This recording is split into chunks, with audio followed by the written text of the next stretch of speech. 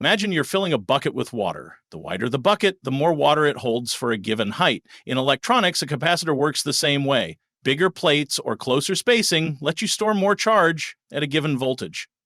That's class. But when you shrink your plates down to the nanoscale or use materials where electrons live in only a few discrete energy levels, you discover an extra twist.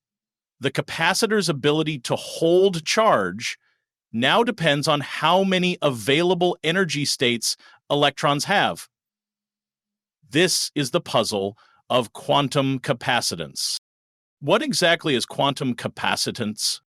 Think of electrons in a material like people boarding a ferry with only so many seats. If the ferry is almost empty, each new passenger, electron, hops on easily with almost no change in boarding fee, energy. But as seats fill, it takes more convincing, more energy to squeeze on. In electronics, that boarding fee is the shift in the material's chemical potential, or Fermi level. Quantum capacitance measures how much extra energy you need to add one more electron, given the limited seats in the energy levels. Why does this matter for nanoscale devices? Question: when does quantum capacitance dominate?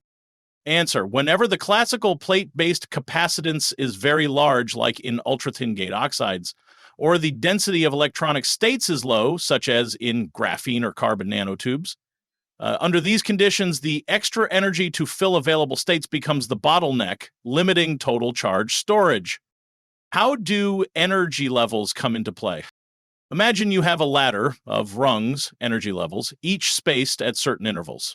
If the rungs are spaced far apart, low density of states, climbing to a higher rung requires extra effort. In other words, adding charge needs more voltage. If rungs are close together, high density, you stack electrons with little extra cost. Quantum capacitance is essentially a measure of that spacing between rungs at the... Where do we see this in practice? Graphene, its linear energy spectrum near the Dirac point, means very few states at low energy, so quantum capacitance dips, and you see unusual voltage charge curves. The semiconductors, thin inversion layers, and modern transistors show quantum capacitance steps as electrons fill subbands in the channel. Electrochemical double layers and supercapacitors, the quantum capacitance of electrode materials adds in series with the Helmholtz layer capacitance, sometimes limiting overall performance. Can we measure quantum capacitance directly? Yes, by sweeping voltage on a nanoscale capacitor and measuring the differential change in charge.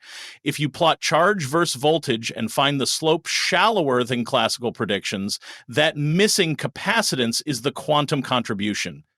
It tells you about the material's density of states right at the Fermi level. Information vital for designing ultra-fast transistors or high-performance energy storage.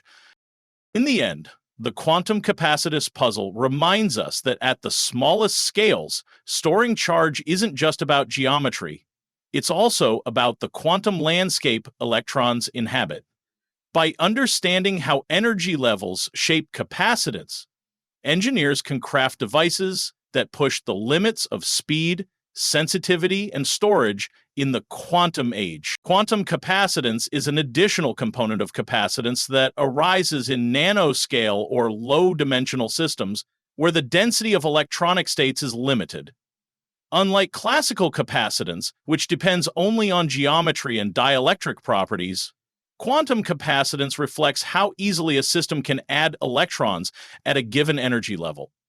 It emerges from the quantum mechanical relationship between energy and electron occupancy. When electrons are added, they must occupy available quantum states, which are not always evenly distributed. Thus, the energy structure of a material becomes a limiting factor in charge storage. In graphene, quantum capacitance becomes significant due to its low density of states near the Dirac point, affecting its total capacitance. It's like trying to fill a stadium, but some seats don't exist until certain energy conditions are met. Classical capacitance is based on the ability of a system to store charge by separating it across a dielectric, determined by shape, spacing, and materials.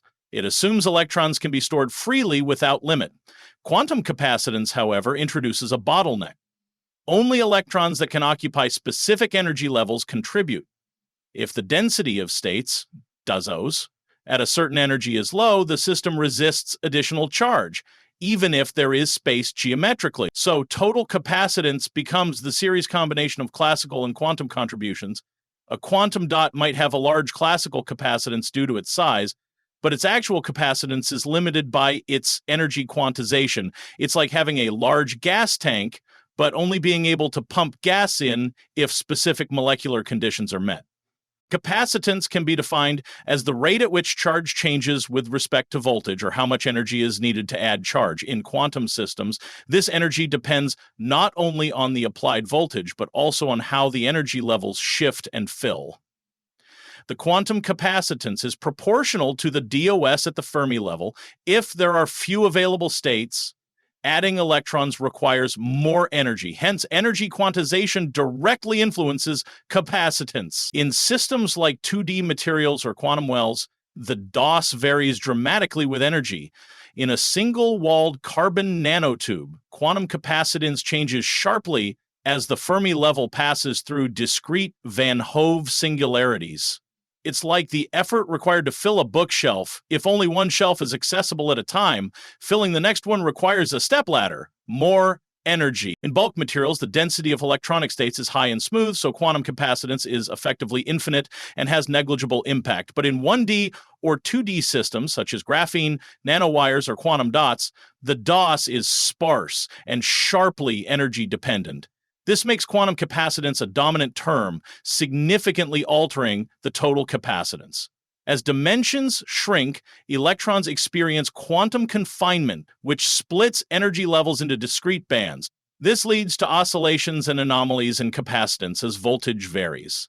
Capacitance voltage measurements in a 2D electron gas show quantum steps as electrons populate new energy subbands.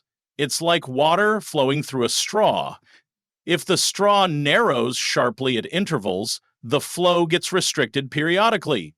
Classically, an uncharged conductor can still hold charge when voltage is applied, but in quantum systems, if there are no available electronic states at the Fermi level, applying voltage doesn't result in charge accumulation. This leads to the paradoxical idea that a conductor can have zero capacitance at certain energy levels.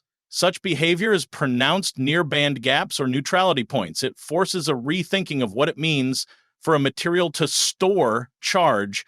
Graphene, near the Dirac point, exhibits vanishing DOS and correspondingly low quantum capacitance. It's like trying to pour coins into a vending machine. When the coin slot is closed, no matter how hard you try, nothing gets stored. Quantum capacitance provides a powerful experimental probe for studying electronic band structure.